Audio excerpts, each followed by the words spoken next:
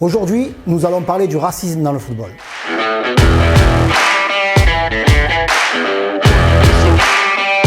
Après la colère de Dembaba lors du match arrêté de PSG Başakşehir en Ligue des Champions, vous n'avez pas l'impression qu'il y a comme un air de déjà-vu? Saison après saison, le football produit indirectement son lot de scandales et de polémiques déclenchés par des incidents de nature raciste, homophobe, misogyne ou discriminatoire. Et quand les tribunes sont vides pour cause de Covid, c'est certains footballeurs eux-mêmes qui assurent la continuité de cette débilité qui est considérée comme un fléau dont le football ne détient pas le monopole. Oui, c'est un problème général, un problème sociétal. Désolé pour certains détracteurs, mais le football n'a rien à voir dans cette histoire. Les conversations sur le racisme autour du football sont un brouhaha, une cacophonie qui se produit toujours dans une précipitation peu propice à la réflexion.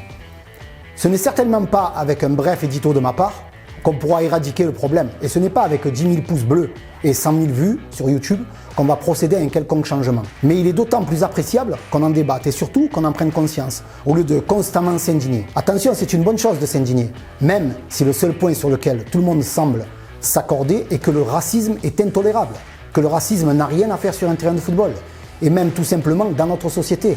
C'est ce qu'on appelle une jolie lapalissade tout de même. Je pense qu'on ne prend pas suffisamment en compte ni le rôle des mécanismes psychosociaux qui mènent à ces transgressions, ni les raisons profondes qui font que le football semble accumuler ces incidents. De toute évidence, le football reste un microcosme de notre société. Vous savez, cette société qui juge avant de connaître, celle qui donne un avis sans aucun savoir. Oui, cette société-là. Bon, arrêtons de politiser. La vraie question que je me pose réellement dans cette histoire, c'est pour quelle raison? Oui, pour quelle raison? Malgré toutes les actions mises en œuvre pour lutter contre le racisme et autres phénomènes discriminatoires, malgré la diversité culturelle et ethnique vécue et valorisée bien sûr, malgré la popularité étonnante de ce jeu si singulier, si particulier, si populaire, si adulé, malgré la capacité du football à promouvoir l'intégration sociale de tous, pour quelle raison le football n'arrive-t-il pas à se défaire de ce tourment qui lui fait défaut, qui lui fait honte? Pour quelle raison? Est-ce de l'ignorance, de l'incompétence ou tout simplement de la débilité? Je me pose cette satanée question. Pour quelle raison? Cette question, je me la pose de manière de plus en plus stressante, de plus en plus pressante. Car le football, sport universel, d'une culture populaire s'il en reste, omniprésent dans l'actualité, grand gagnant des programmes télévisés, ne pourra pas ignorer cette pagaille. Et ses dirigeants ont tout intérêt à suivre l'évolution de la norme socioculturelle existante. Le stade, par exemple, n'est plus un endroit à part où l'on pouvait se permettre quelques transgressions verbales interdites ailleurs. Non. Le stade est devenu un lieu public à part entière. N'en déplaise aux fanatiques hooligans qui ont détruit l'image du football il y a quelques années, le stade est dorénavant un lieu de fête et de partage, un lieu d'échange culturel qui ne laisse aucune place au racisme. Ce stade qui nous manque profondément. Il faut que les institutions bougent, que les mentalités changent. Même si certains discours de banalisation renvoyés à l'humour au second degré se trouvent désormais méprisés, diffamés, décriés, dommage.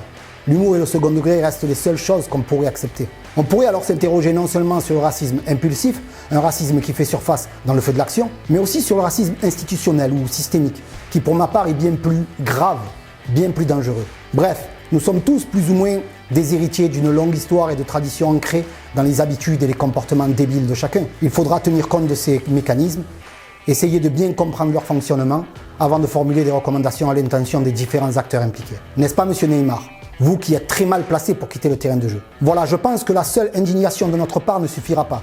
Mais en débattre, pour l'instaurer dans l'éducation et rappeler l'histoire de chacun, serait plus bénéfique à mon avis. Et nous, les supporters marseillais, croyez-moi, le racisme et autres discriminations existent, malheureusement, même dans nos travées. Il est vrai que je vous ai parlé d'un sujet qui dépasse l'aspect technique de notre jeu préféré, mais il m'a semblé important d'en parler.